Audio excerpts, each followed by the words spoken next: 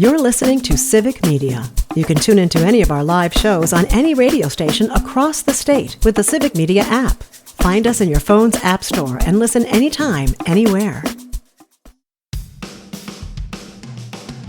From the rolling bluffs of the Driftless region to the pristine shorelines of Superior in Michigan, from the Northwoods to the Kettle Moraine, Civic Media broadcasts across all of Wisconsin for all of Wisconsin. Take a trip with us across the radio network to hear from communities throughout the state. This is the Civic Media Spotlight. Hello, and welcome to the Civic Media Spotlight. To kick us off, we have Matt Nair on air. Robert Pilot, the host of Native Roots Radio on Civic Media, was Jane and Greg's guest on Wednesday and discussed what the closure of the corporate for public broadcasting would mean specifically for tribal stations. They discussed the massive cuts that will affect WOJB, the state's only tribal station, but it's something that's been happening to Native folks for a very, very long time. Check it out. Good morning and welcome to Matt Nair on Air. Jane Matt Nair, Greg Bach, and Calvin Butenoff coming to you live from our studio here at Radio Park in Racine. You can always join us, call or text. The number is the same, 855-752-4842. That's 855-75-CIVIC. Or you can leave a comment if you're watching on the live stream on Facebook, YouTube, and what used to be Twitter. Lots coming up this hour. Last half hour of the show, we will lighten it up as we always do with audio sorbet. Chance to get away from the news, clean our brains a little bit. Audio sorbet. We clean your ears with fun. There you go. Today's groundbreaking discussion will be sweet pickles versus dill pickles. I started a war yesterday. I didn't realize this was such a hot topic, but sweet versus dill pickles, that's audio sorbet after 10:30. We'll wrap up the show as we always do with This Shouldn't Be a Thing. Today it is the Sleeping Beauty edition. Stay tuned for that. Right now we are delighted to be joined by Robert Pilot. He is the host of Native Roots Radio and has one of the best voices on the planet. In fact, I'm going to be sending you my refrigerator manual, Robert, so you can record it, and then I can play it at night when I'm trying to fall asleep. Robert Pilot is here. Good morning, Robert. Easy. Hey, thanks for having me on. That was awesome. Really glad to be here and talk about some things. And I just got to give a quick shout out to Civic Media for really amplifying Native Roots Radio all over Wisconsin, too. So just want to give a shout out to Civic Media right away before I forget, because I have a good memory, but it's short. Hey, I'm with you on that. By the way, Native Roots Radio airs across the network from 8 to 9 weeknights here on the Civic Media Radio Network. Fantastic show. Robert is the host again, Native Roots Radio here across the network, weeknights from 8 to 9 on Civic Media.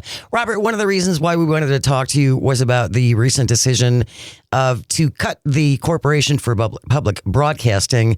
That helps pay for PBS, NPR, 1,500 local radio and TV stations, of course, programs like Sesame Street and so many more.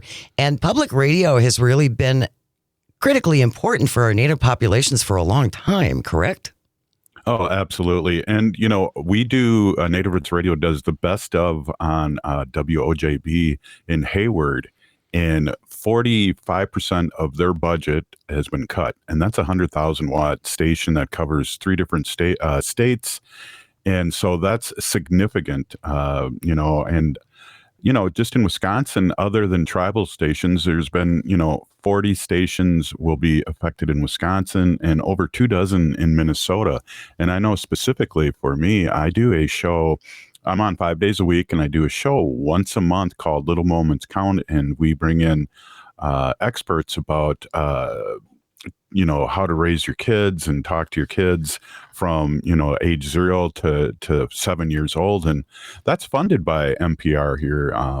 They pay for that when they come on Native Roots Radio. And so it affects me to a degree, but it's frightening to see our partners out there and people speaking the truth be cut like this. And it's just, half the game plan, or I think I heard 3/4 of the game plan of 2025 is completed now. So yeah. We are definitely China right now, and we're heading towards Russia. So we need to be careful. And the one thing I always like to talk about on Native Roots Radio too is not only solutions and how we're taking care of ourselves and calls to action, but also that Native Americans are used to this. This is nothing new to us, and not that surprising. But also, when we try to my tribe specifically, Ho-Chunk Nation, I was a legislator for 4 years for Ho-Chunk Nation. And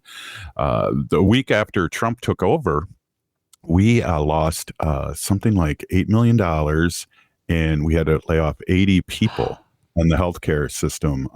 And so it affects everything, even though we want to say it doesn't, but it does. Well, and that's something, Robert, that for me, I kind of put it out there into the world on social media, and I know, first mistake, is to say, justify this for me. Tell me why cutting this funding is fiscally responsible / making America great again, if you will. And someone came back at me to say, well, it's because of their model, and they weren't making money, and they didn't adopt platforms like online and all these fiscal excuses. But when I looked it up myself, Donald Trump has flatly come out and said that PBS, where Mr. Rogers lives, and NPR are liberal, woke bastions of indoctrination. So this isn't about a business model or about finance. This is about, as you just mentioned, messages that can be perceived as a threat to power and to a threat to, quote, their version of America. So I don't think it's about finance. It's about silencing voices. Well, that's true. They wouldn't be sending troops to Washington or L.A. They'd be sending them to Tennessee and to these places where crime has gone up.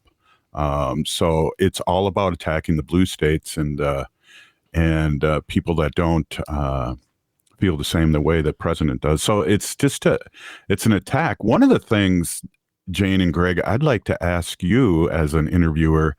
I was a big Bernie guy, and I wonder how he's getting all these things done where our Democratic relatives couldn't seem to get anything done. So how is he getting all this done? And so that makes me pause too. And again, there's an old saying with the Native Americans is, the left wing and the right wing are from the same bird. And so that's what we've been dealing with for 500 years here as Native Americans. But we cannot run now on one issue. Vote. We cannot vote on one issue, and I think that's what happened the last time around. Is that people were talking about Gaza and things like that. Where no, look what's happening right now. The first presidency that Trump had, he was recorded, I think, 65,000 lies in 4 years. Yeah, he was busy.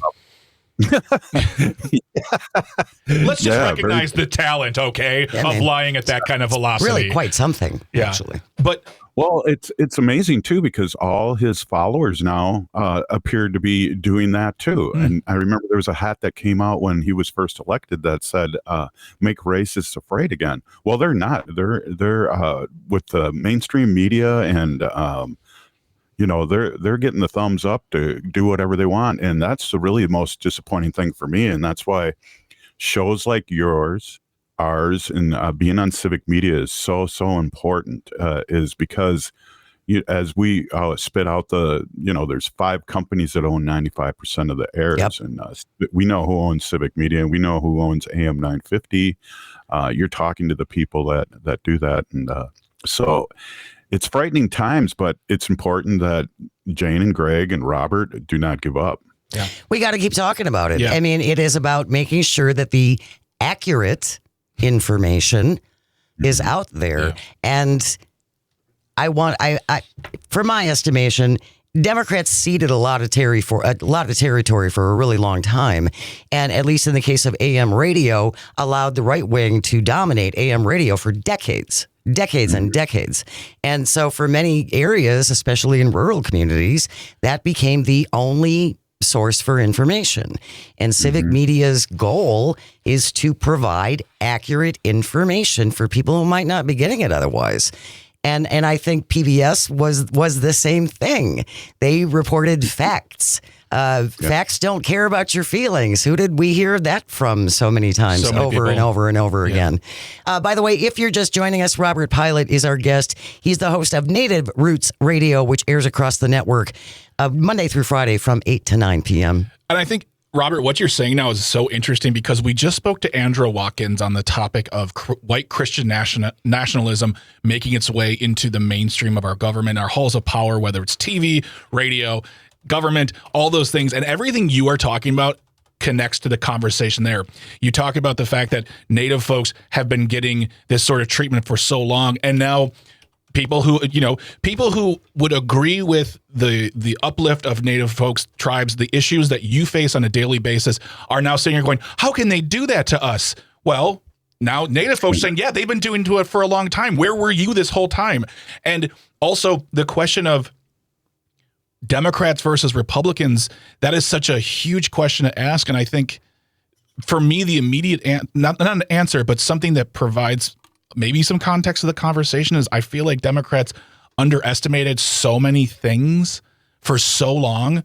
And I think with regard to what you said, Jane, as for decades, AM radio was the place for this information. We counted that as the fringe. We counted that those individuals as, well, they're saying crazy things. That's too crazy. That's not America. Not fringe. And as Andrea said in the previous hour, this is not fringe. This is mainstream. That's who is in charge now because they were listening to these people for 5 decades. I don't know how I could do this. I'm 64 years old, so my South Park era was, 20 years ago, really enjoying it. But now, how are they the only media out there that's taking care of really what we need to talk about? It's crazy. CBS bowed down. Yep. And again, mainstream media is normalized all this and is saying it's okay to be racist again. Well, and the reckoning is going to be coming. Again, it's this, well, they're not going to touch me. I did what he asked. Mm-hmm. We did what the president wanted. We did the thing, whatever the thing was. So therefore, we're going to be safe. That's not how it works. Right. That's not how it works. I don't know any billionaires, and we hang out with the wrong people, Robert. We're not hanging out with the right people. Everybody's fair game now, so they don't know that. It's just crazy. I have a sister-in-law who's a teacher in New York, and guess who she voted for? I mean, are you kidding me? In New York City, where it's a melting pot of people, you're voting against your own interests, your own students. It's just an amazing thing that's happened. What is her justification, Robert? What does she say? Well, let me tell you this. This is what drives my wife crazy because she's a New Yorker too, and about her sister, and hopefully her sister's not listening, but probably not. She's listening to Fox. Is she wanted to? How did she put that? She wanted to, support her husband. Her husband's a raving Republican. So she's going to vote like he does. Hello, 1955. What were we just talking about last hour? I'm not kidding you, Robert. Your conversation, the discussion we were having right now is like a part 2 to what we were talking about with Andrew Watkins. This idea of the woman's vote reflects her husband because, well, he's my husband. And that when you say that line says, he's the head of the house and he is the one in charge and he knows better. We're going to continue our conversation with Robert Pilot on the other side. He's the host of Native Roots Radio. Keep it right here. You are listening to the Civic Media Radio Network. We will be right back.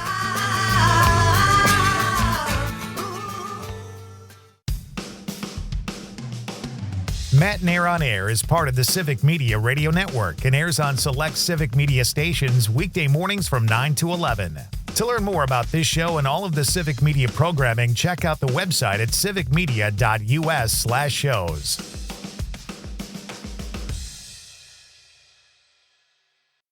You're listening to Civic Media. Stay up to date on the latest news and information for your local community and Wisconsin by signing up for our free email newsletter. Visit civicmedia.us/email to get started. Hello, and welcome back to the Civic Media Spotlight. We have the Chat Home Show. In the WXCO drop-in for Mornings with Pat Kreitlow, Chad Holmes discusses the appointment of conservative Fond du Lac District Attorney and 2022 GOP nominee for Attorney General Eric Toney as special prosecutor in the Wausau Mayor Doug Diney ballot Dropbox case. Check it out. And welcome back. It is the WXCO Morning Report, part of Mornings with Pat Kreitlow on 98.9 WXCO.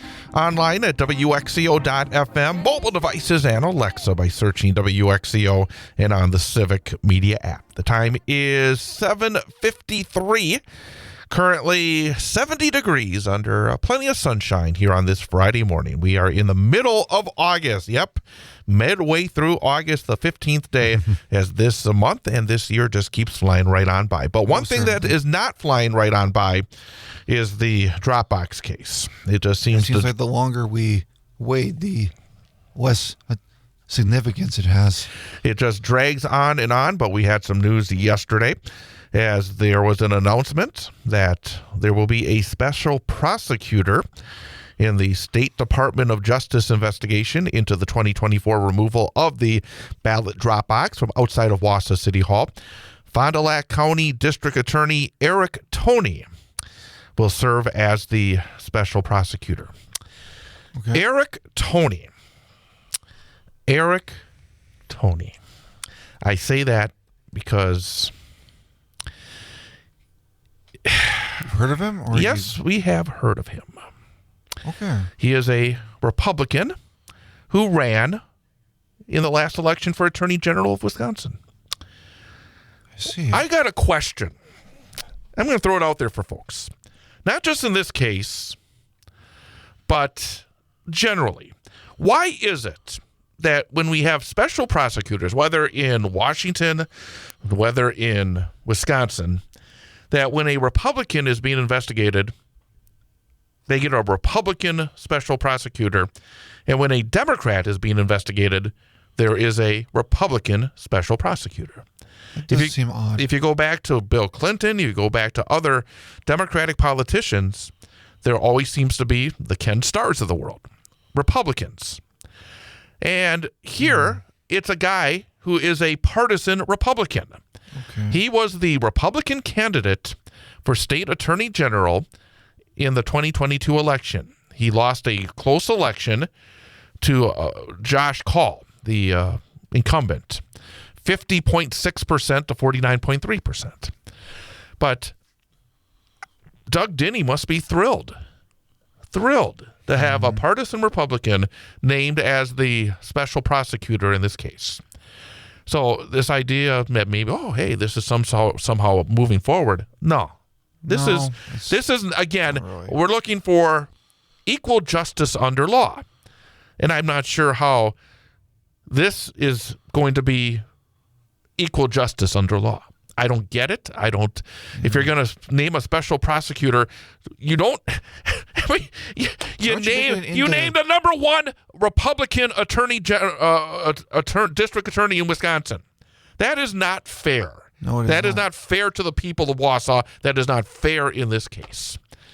Why don't you make it an independent candidate for the lawyer instead of having just one side or the other? Why don't you have someone who can meet in the middle? How this occurred is that the Marathon County District Attorney, Kyle Mayo, said he requested the appointment to avoid conflicts of interest and ensure transparency.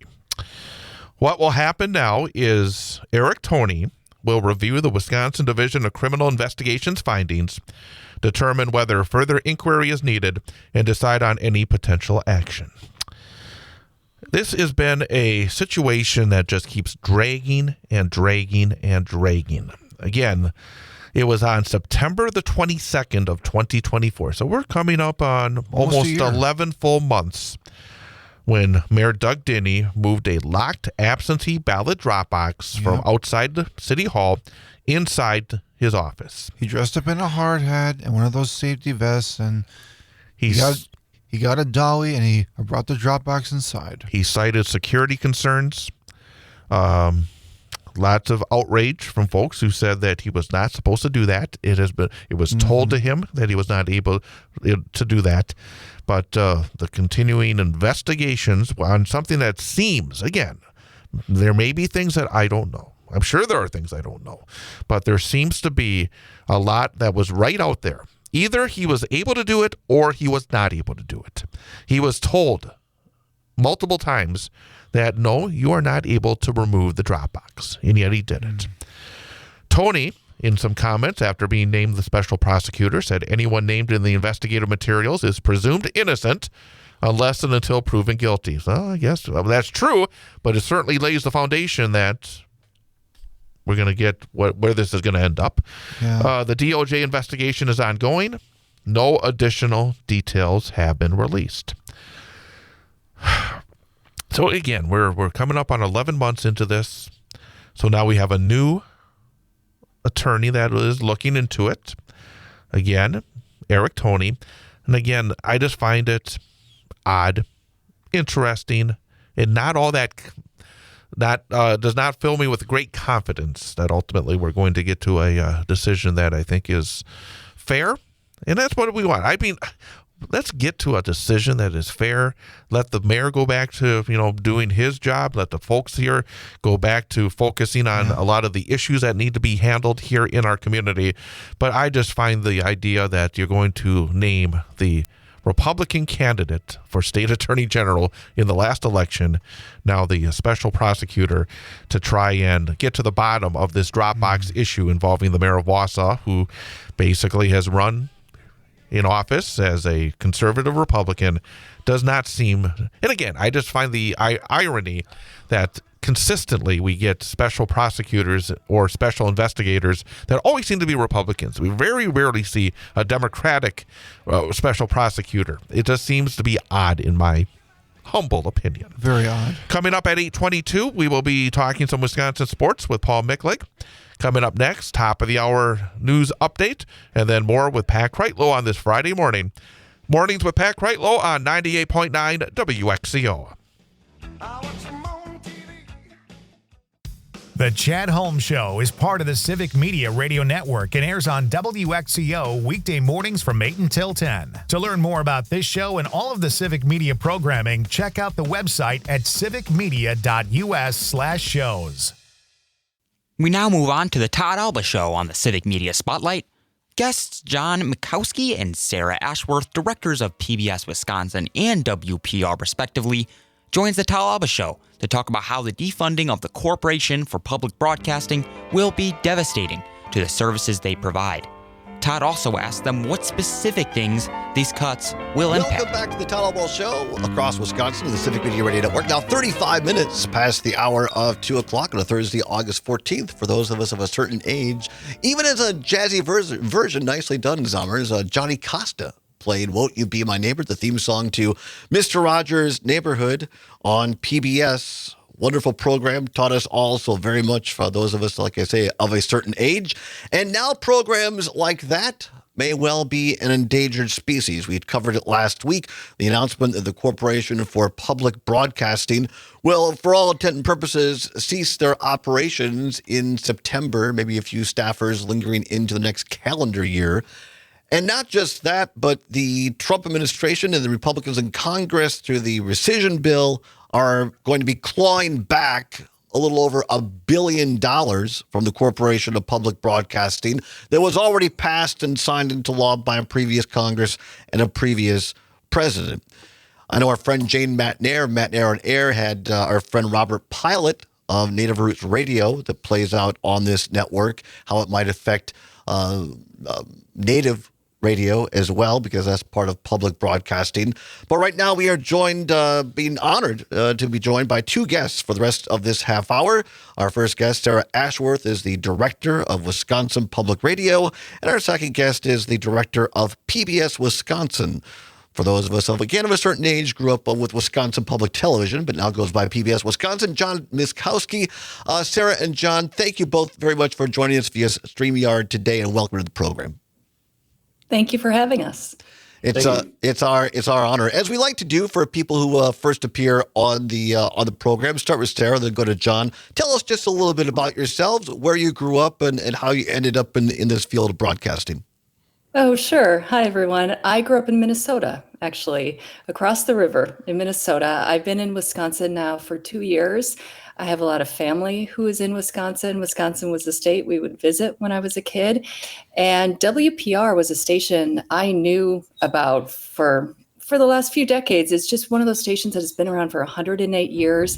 People across public media talk about it as Wisconsin has something special going on there. And so it was a station I always paid attention to.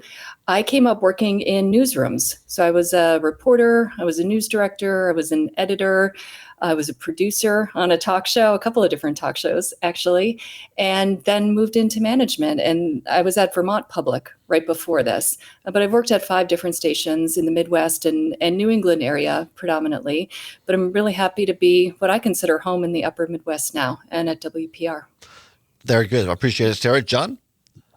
Well, I grew up in Stevens Point and had the delusion, I think, that if I came to school in Madison, I might discover, a career or something like that.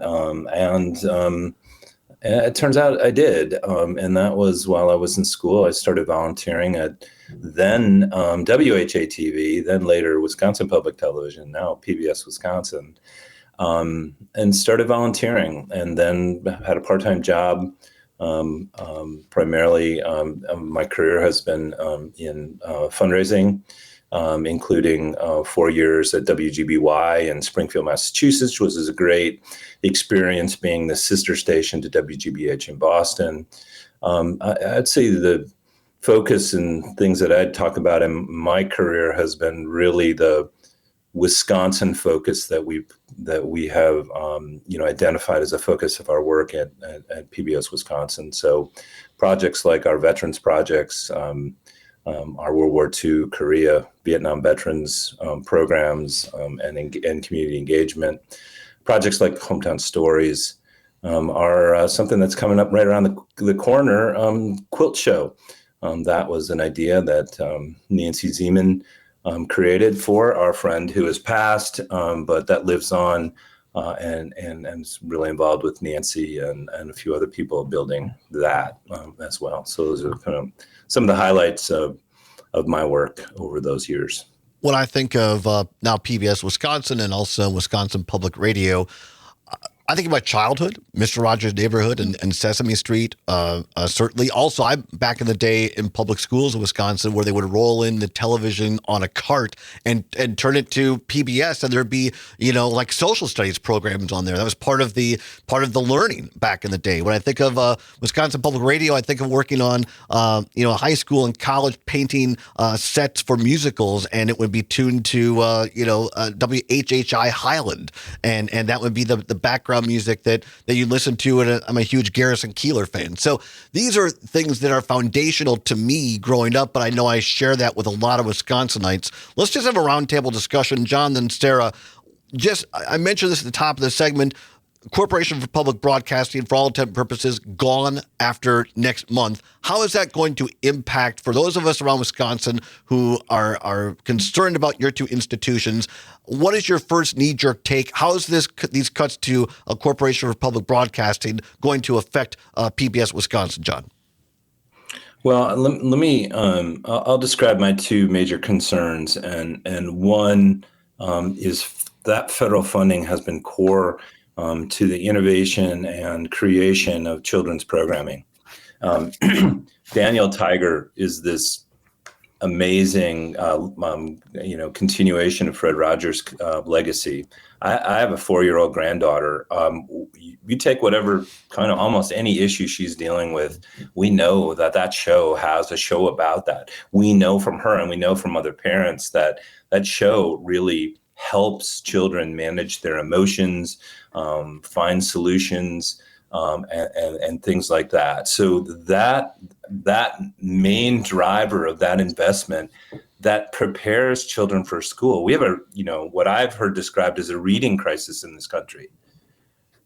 It's just a little frustrating to think that this proven service that is tested and is designed for kids to learn and succeed and be prepared for school, that has so sort of lately kind of been defunded. Now, there are some effort to refund that, but that's one thing that I would say is a priority.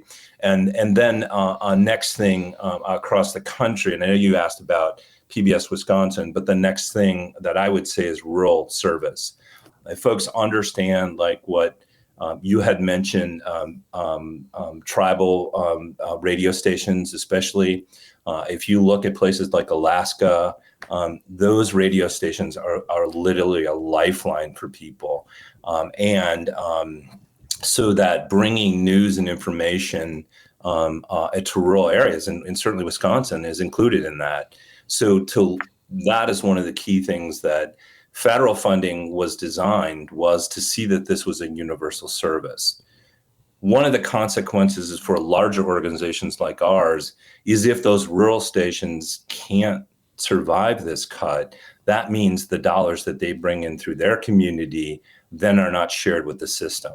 So not only do we lose the federal funding, we start to lose partners who share the dollars that we put into national programming. So to me, those are the two critical things, but there's a number of other things. But those are the two things that are to me the most concerning things. We're discussing the cuts to the Corporation for Public Broadcasting in Washington, D.C., and how it will affect broadcasting, public broadcasting in particular. Wisconsin, our guests are John Muskowski, PBS Wisconsin, and Sarah Ashworth, the director of Wisconsin Public Radio. Sarah, same question to you. Looking at the cuts in D.C., how is this going to impact Wisconsin Public Radio directly? Yeah, and what John said, we are so closely connected, WPR and PBS Wisconsin. We work together in so many ways. We look at our budgets together. So this impact affects both of us greatly. There's a significant impact on WPR and PBS Wisconsin and the other stations in the state who receive CPB funding. What John said around rural access, the CPB money helped ensure equitable access to everyone across the country, no matter your circumstance, no matter what you can pay for, no matter where you are in the country. CPB helped make sure that public media reached you. And that could have been through a program like Daniel Tiger. It could have been through the news service that's offered through NPR or from your local station. I think the statistic is somewhere like 98 to 99% of Americans can access public media. CPB ensured that was the case. So I think we don't know fully the impact of what that access may look like going forward, because it's those smaller remote areas that are far harder to get the broadcast infrastructure to support reliably over time. The donor base who can support stations in rural areas is just naturally smaller than in larger metropolitan areas. So the sustainability for those stations. So the impact is great across the country. And then here in Wisconsin, to put numbers to it, for PBS Wisconsin and WPR, and again, we are services of UW-Madison and the Educational Communications Board. So we look at our budgets across the entire partnership we have that it takes to put public media out statewide. In Wisconsin, it's about 10.4% of our budget, and that's about $6 million. So we're now starting to plan for what we look like, how we sustain ourselves with that loss in public funding. And I think that private-public partnership, there's a lot of pride in that we work together to sustain this service. Lots of people contribute to make WPR and PBS Wisconsin what they've been. So I'll put it in Todd terms. The federal funding basically from Corporation of Public Broadcasting, roughly you're saying 6%. Is that basically for both PBS Wisconsin and WPR? No, across. It's slightly in excess of 10%. 10%, right. And it's about $6 million. Got it. Sorry, I have my numbers flipped around. $6 million. That is very significant. I mean, and I think any business can think about what $6 million means. It's a significant. And I think we had some people email in and knew you guys were coming on. So I think one of the questions in Wisconsinites' minds is, all right, so you're an entity, basically you're a subsidiary or a part of UW-Madison. So the crises, if I could use that word, maybe not too melodramatic, at both PBS Wisconsin and WPR, is it caused by predominantly the Republican-controlled legislature not funding the university system well enough, which those monies get put into your two entities? Is it the fact that the federal funds are drying up, or is it the fact that not enough people are giving during the pledge drives, or a combination of all of that? It's not a combination of all of that. The legislature in Wisconsin and the university have been very supportive of public broadcasting. That has continued this year. Certainly that was, that is something we need to prove year after year, just like our federal funding. Community support for radio and TV are both up. And so that has been encouraging and looking really good. It is the federal funding that has created this financial situation.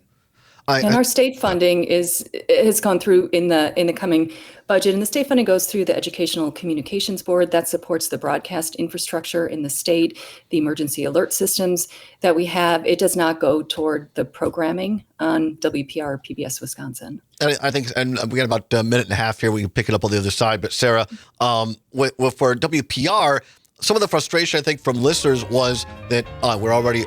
Oh, I'm sorry. See, this is why you gotta have a good producer. We'll 30 seconds. We'll come back. We'll ask on the other side a couple of tougher questions, maybe why some of these cuts were made before the cuts to the federal level, and what that means for listeners across Wisconsin. We're talking public broadcasting on the All Ball Show, along with Mr. Rogers and Aaron Zommers on the Civic Media Radio Network.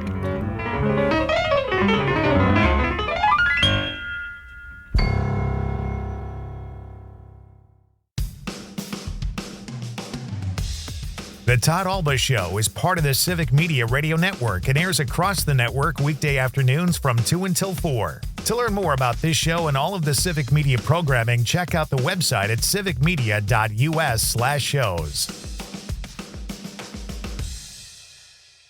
You're listening to Civic Media. Find the latest news, information, and archives of all your favorite shows on the Civic Media website, civicmedia.us. We're finishing the first hour of the Civic Media Spotlight with the Todd Alba Show. Todd Alba continues his conversation with John Miskowski and Sarah Ashworth with some tough questions from listeners about why WPR ended some of their most popular shows before these cuts were announced. I could listen to this music all day long. I'm a huge jazz guy.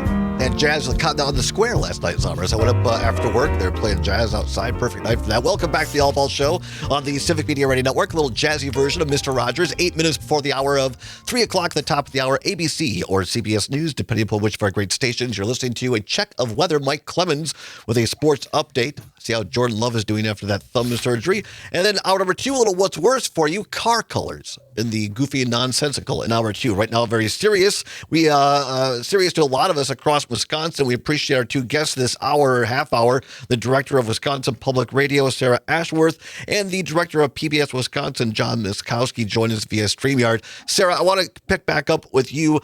Certainly these changes disturbing to people like me in Washington, D.C., these cuts. But I think for a lot of listeners across Wisconsin, there was some frustration, quite frankly. And you folks at Wisconsin Public Radio put out an announcement. Several shows, all things considered, Doctors Overpass. There were a lot of cuts to a lot of favorite programs and personalities before these federal cuts were announced. And so I think the question for a lot of people was this proactive? Were there problems inside of WPR already? Or was it a lack of state funding? Why all these cuts? Because it's really disturbing for a lot of people to lose those local Wisconsin programs and personalities. Yeah, no, I understand that question, and to have four programs end at one time since COVID. So I've been at WPR for 2 years, moving here 2 years ago. It was around COVID, though, that listener patterns started to change. Your commute wasn't there in the same way for most people. And so we saw changes in audience, in listener habits, how people were accessing information, what they wanted to listen to. And we saw declines in membership. We saw declines in audience, not immediately, because there was a lot of vital information that public radio was distributing and audiences were high. But in the last few years, we did not see a rebound back to where we had been.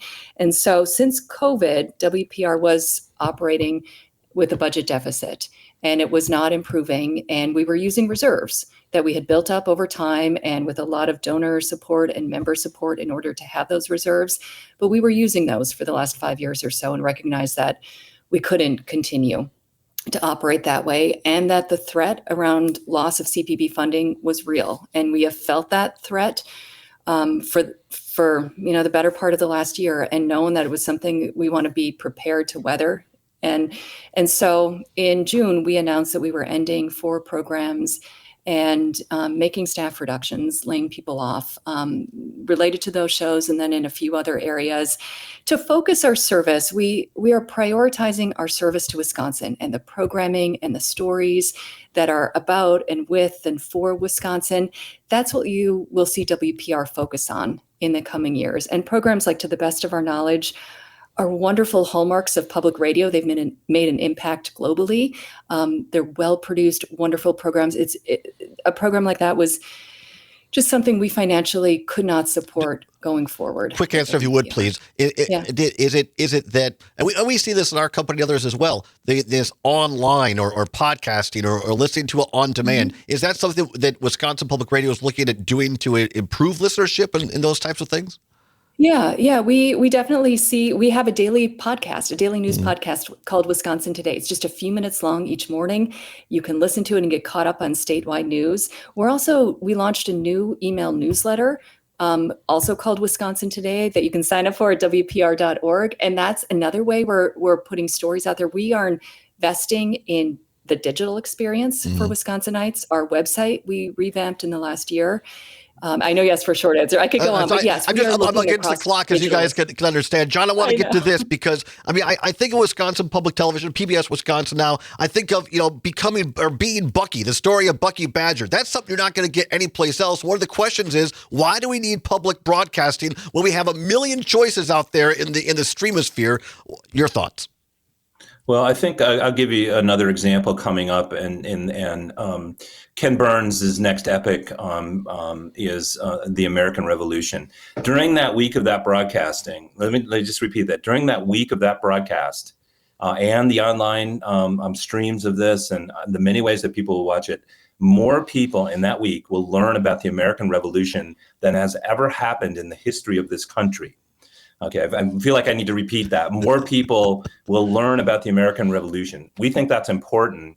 In Wisconsin, we are going to be working with partners of libraries, museums. The Wisconsin Historical Society and the Veterans Museum are key partners who are providing materials and will convene conversations in communities across the state. Okay, so when I hear people say, we have YouTube, we don't need it anymore, I'm like, I have a 4-year-old granddaughter. That is not true.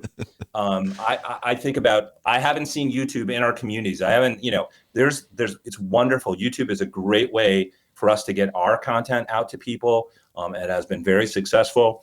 But YouTube, Netflix are not local. They do not bring local news. They do not engage and use the tools of media as we've done. Todd, about our veteran service. We're the Vietnam veteran, a major effort in Wisconsin to capture those stories, to engage communities, and to have veterans be proud of their service and share their story. Netflix, YouTube, this wonderful service. There's great stuff there. None of that is replacing what public media means in Wisconsin and across the country. About a month ago or so, I was just sitting home and I was not feeling that great, and I turned on PBS Wisconsin. This Wisconsin Lighthouse series is phenomenal. You're not going to find that anywhere else. And you learn history, and it's entertaining, and it's beautifully shot.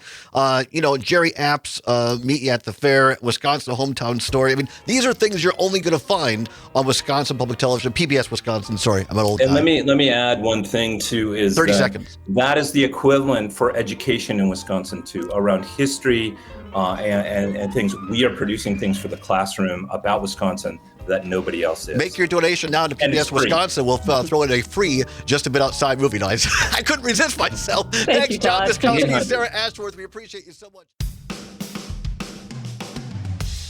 The Todd Alba Show is part of the Civic Media Radio Network and airs across the network weekday afternoons from 2 until 4. To learn more about this show and all of the Civic Media programming, check out the website at civicmedia.us/shows. The national news cycle never stops, but it can be hard to find news about your local community. Civic Media is dedicated to providing quality local and state news coverage across Wisconsin. With the Civic Media app, you can get notifications about local stories that matter to you and your community. Find the free Civic Media app in your phone's app store and choose notifications from the menu to tell us what kind of news you want to hear about.